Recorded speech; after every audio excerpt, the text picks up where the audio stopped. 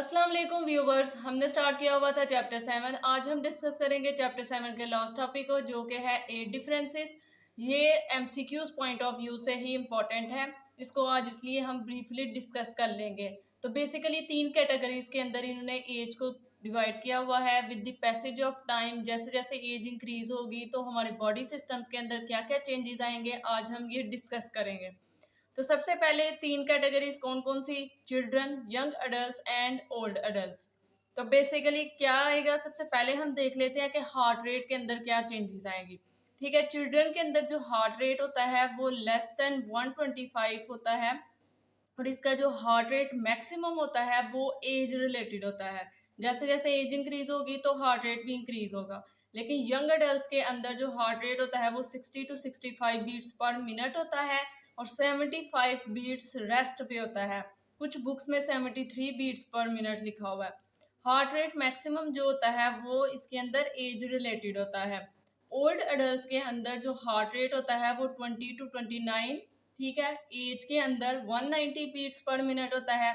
जब 60 to 69 as होगी तो तब 164 बीट्स पर मिनट हो जाएगा। यानी कि जैसे जैसे एज इंक्रीज होगी हार्ट रेट इंक्रीज हो जाएगा। तो हार्ट रेट मैक्सिमम इसके अंदर एज रिलेटेड नहीं है। देन हम डिस्कस कर लेते हैं कि स्ट्रोक वॉल्यूम का क्या इफेक्ट आता है। तो स्ट्रोक वॉल्यूम बेसिकली क्या होता है कि जो हमारा लेफ्ट वेंट्रिकल पंप करता है ब्लड ड्यूरिंग सिस्टली, उस वॉल्यूम ऑफ ब्लड को हम कहते हैं स्ट्रोक वॉल्यूम। तो ये भी साइज रिलेटेड होता है। जैसे जैसे बच्चे का साइज इंक्रीज होगा वैसे वैसे स्ट्रोक वॉल्यूम इंक्रीज होता है। और बेसिकली कितना होता है, अप्रोक्सीमेटली 30 to 40 मिलीलीटर होता है स्ट्रोक वॉल्यूम। लेकिन यंग अडल्ट के अंदर 60 to 80 मिलीलीटर होता है, और ओल्ड अडल्ट के अंदर ये डिक्रीज होता रहता है विद दी एज के साथ साथ। ठीक है, देन कार्डियक आउटपुट आ जाता है, ये भी साइज रिलेटेड होता है, और ये डायरेक्टली प्रोपोर्शनल होता है स्ट्रोक वॉल्यूम। यानी कि जितना स्ट्रोक वॉल्यूम होगा उतना ही कार्डियक आउटपुट इंक्रीज होगा। रेस्ट के अंदर 75 बीट्स पर मिनट होता है यंग अडल्ट के अंदर, और ओल्ड अडल्ट के अंदर विद एज के साथ डिक्रीज होता रहता है। ठीक है, आर्टरियो वीनस ऑक्सीजन जो डिफरेंस होता है ये इन्वर्सली प्रोपोर्शनल होता है स्ट्रोक वॉल्यूम। जितना ज्यादा स्ट्रोक वॉल्यूम होगा उतनी ही ज्यादा कम होगी आर्टियो वीनस ऑक्सीजन डिफरेंस। ठीक है, तो इनका इन्वर्सली रिलेशन है। लेकिन यंग अडल्ट के अंदर ये नॉर्मल होती है आर्टियो वीनस ऑक्सीजन डिफरेंस, और ऑक्सीजन एक्सट्रैक्शन होती है इसके अंदर।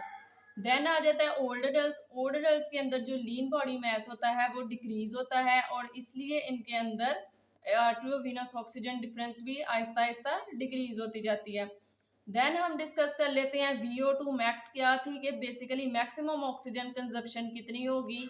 ये इसके चिल्ड्रन के अंदर एज के साथ साथ जो VO2 मैक्स होती है वो इंक्रीज हो जाती है। यंग अडल्ट के अंदर ये ग्रेटर होती है इन अडल्ट के अंदर। 3000 मिलीलीटर पर मिनट होती है यंग अडल्ट के अंदर। ठीक है, मैक्सिमम VO2 मैक्स आपने देखा है कि इसके अंदर इंक्रीज होगी। ठीक है, लेकिन ओल्ड अडल्ट के अंदर 25 ईयर्स के अंदर कितनी होगी, 47.7 मिलीलीटर पर किलोग्राम होगी, और 75 ईयर्स की एज में 25.5 मिलीलीटर पर किलोग्राम पर मिनट होगी। ठीक है, देन आ जाता है कि बीपी के ऊपर क्या इफेक्ट आएगा। तो सिस्टोलिक जो ब्लड प्रेशर होता है वो चिल्ड्रन के अंदर कम होता है, 40 to 80 मिलीमीटर मर्करी होता है, और डायस्टोलिक जो प्रेशर होता है वो 55 to 75 मिलीमीटर मर्करी होता है। लेकिन यंग अडल्ट के अंदर आपको ये तो पता होगा, सिस्टोलिक जो ब्लड प्रेशर होता है वो 120 होता है, और डायस्टोलिक जो होता है वो 80 होता है, यानी 120/80 होता है। और ओल्ड अडल्ट के अंदर जो सिस्टोलिक ब्लड प्रेशर होता है वो इंक्रीज होता है, 150 होता है, और डायस्टोलिक प्रेशर जो होता है वो 190 मिलीमीटर मर्करी होता है। ठीक है, देन आ जाती है रेस्पिरेशन भी जो है वो चिल्ड्रन के अंदर 30 to 60 ब्रेथ्स पर मिनट होती है, विद द एज के साथ साथ ये कम होती जाती है। ठीक है, लेकिन यंग अडल्ट के अंदर 12 to 15 ब्रेथ्स पर मिनट होती है। ठीक है, तो ये आपने याद रखना है कि जो रेस्पिरेटरी रेट है वो चिल्ड्रन के अंदर ज्यादा होता है, विद द एज के साथ साथ जैसे एज इंक्रीज होती है तो ये कम होता जाता है। ठीक है, और जो ओल्ड एडल्ट होते हैं उनकी तो लंग की कंप्लाइंस ही खत्म हो चुकी होती है, वाइटल कैपेसिटी सब कुछ खत्म हो चुका होता है। ठीक है, मसल मैस और जो स्ट्रेंथ है ठीक है। बेसिकली मसल मास और जो स्ट्रेंथ है वो गर्ल्स के अंदर इंक्रीज होती है और बॉयज़ के अंदर वो, ठीक है, फिर बॉयज़ के अंदर इंक्रीज होती है 18 to 25 ईयर्स की एज के अंदर, ठीक है।